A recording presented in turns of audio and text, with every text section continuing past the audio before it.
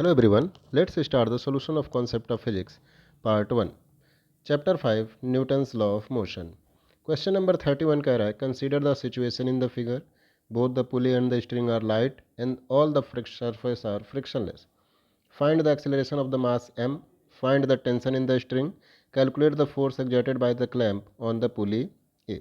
तो देखो, अगर मैं m को मान लूँ कि ये नीचे की तरफ जा रहा है a एक्सेलरेशन से और इस स्ट्रिंग में टेंशन T जनरेट हुई है, तो क्या होगा कि A टू B वाली जो स्ट्रिंग है इसमें भी टेंशन T जनरेट होगी और उसी से नीचे वाली भी स्ट्रिंग कनेक्टेड है तो उसमें भी टेंशन T जनरेट होगी।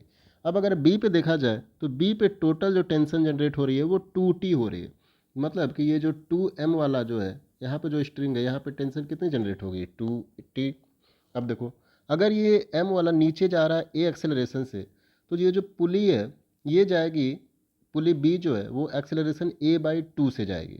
ठीक है, देखो होता क्या है कि acceleration of pulley B equal to होता है a1 plus a2 divide by 2। अब यहाँ पे a1 कौन सा पार्ट है, ये वाला पार्ट a1 फर्स्ट हो गया, ये वाला पार्ट 2 हो गया। देखो पार्ट 1 तो मोशन कर रहा है, ठीक है, लेकिन पार्ट 2 जो है वो मोशन नहीं कर रहा, वो फिक्स है यहाँ पे।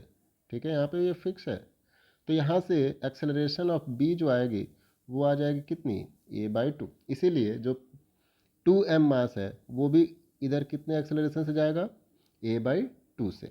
अब इक्वेशन लिखते हैं, अगर 2m के लिए इक्वेशन लिखूँ तो इस पर टोटल फोर्स लग रहा है 2T और यही हो जाएगा मास टाइम्स एक्सेलरेशन, मतलब 2m इंटू एक्सेलरेशन कितना है a/2, तो यहाँ से कट जाएगा तो T की वैल्यू आ जाएगी ma/2।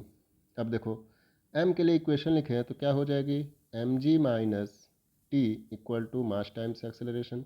अब t की वैल्यू हमने निकाल ली है तो mg माइनस टी की वैल्यू पुट करो, ma/2 इक्वल टू ma, यहाँ से m कट गया तो g इक्वल टू आ जाएगा a plus a/2 which equal to 3a/2। तो यहाँ से एक्सेलरेशन की वैल्यू आ गई 2g/3। तो हमने m ब्लॉक की एक्सेलरेशन कैलकुलेट कर ली।